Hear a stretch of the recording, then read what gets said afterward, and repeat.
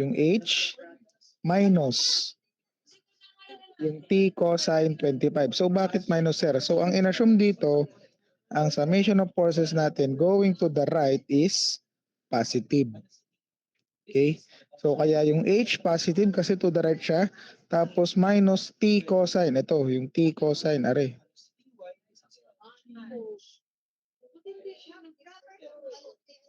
Yung T cosine. Okay? Ayan, going to the left. So kaya siya minus. So sinimplify, tinranspose yung H sa kabila. Kaya naging H is equal to T cosine 25. So ito yung ating equation 1. Equation number 1. Okay. Now, next is we have summation of forces vertical tayo or summation of forces y is equal to, equal yan ha, equal to 0. So, equal, so lahat ng forces vertical. So, ito, denote as V. Pataas na to, in-enclose siya in a right triangle. Ay para ma-denote yung, para ma-determine natin yung ating resultant from the triangular method na pag-aralan natin last time. Okay? So, versus vertical V. So, ang assumption natin dito, ang forces going upward is positive. Okay? So, V plus T sine 25 minus. So, bakit minus? Kasi yung weight natin is pababa. Ito na yung mg. Okay? Okay? So, minus mg. So, tinranspose yung mg sa kabila, dun sa equal sign. So, kaya naging mg is equal to v plus t sine 25.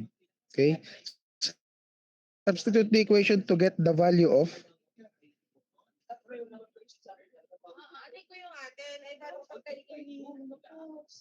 no? So, yung 225 times yung ating gravitational acceleration. So, dito 9.80 ginamit.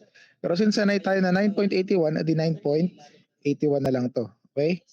So, 9.81 meters per second squared is equal to V plus T sine 25. So ano pong magiging sagot dito? So, hindi ito 225 kasi binago natin yung ating gravitational acceleration. Ano pong sagot dito, guys?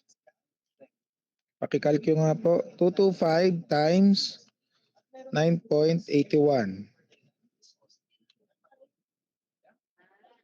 Anyone? 2,220 2,207.25 po. 25. 2,207.25. Ay, mag-point. Ayan, Newton. Is equal to V plus T sine 25. Ayan. Now, okay, this is our equation 2. So, summation tayo sa wall.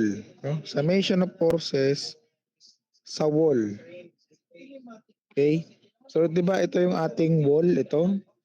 Itong opposite side. Okay?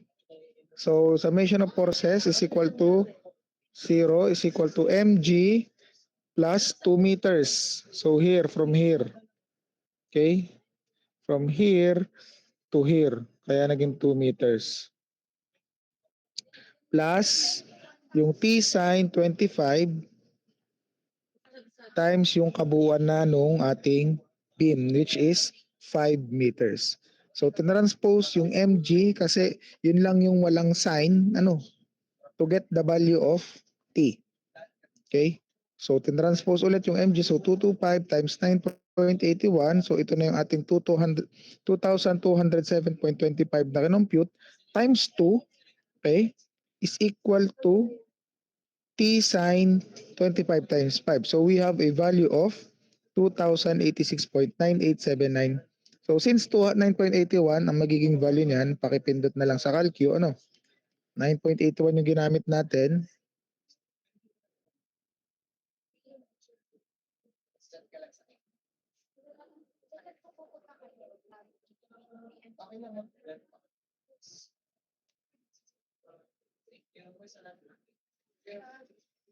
So, bale, magiging value ng ating T is 2,089.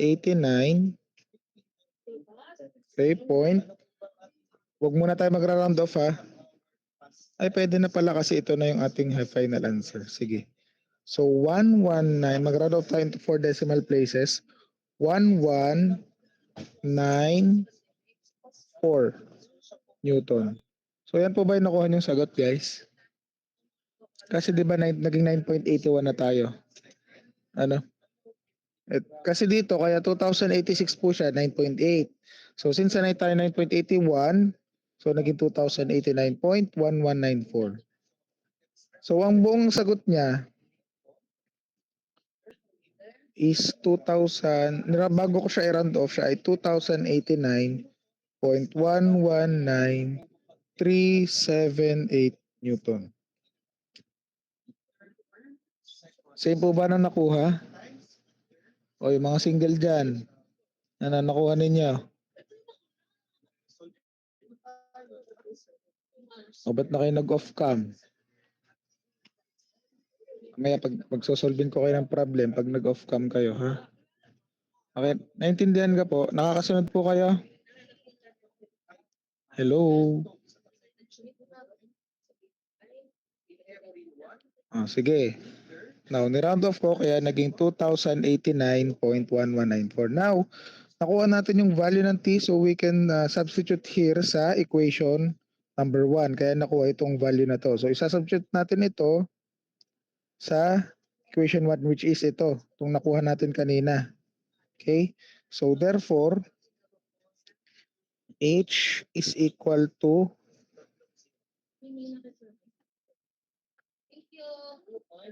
H is equal to yung value ng T natin. So, gamitin natin yung full decimal muna.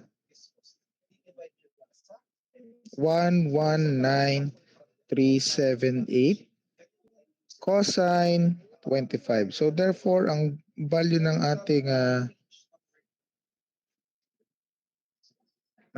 H is 18. So, hindi na to ha, para hindi magkalituhan. Sir, ba't nyo po binago? Kasi 9.81 yung ginamit natin. So, ang bagong value ng ating H is, ano? Ano sagot ng ating bagong value ng H?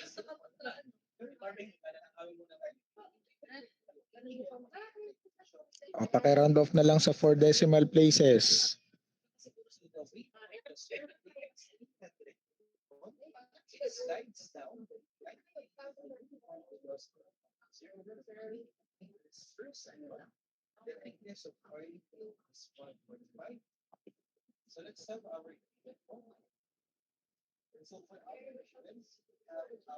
Ano nakuha? Value ng H. Anyone? Tatawag ako ng mga naka-off ang camera. Baka kung ano ginagawa ng mga single dyan, baga nagalolo. Porket single. Itong si Neil. Gian.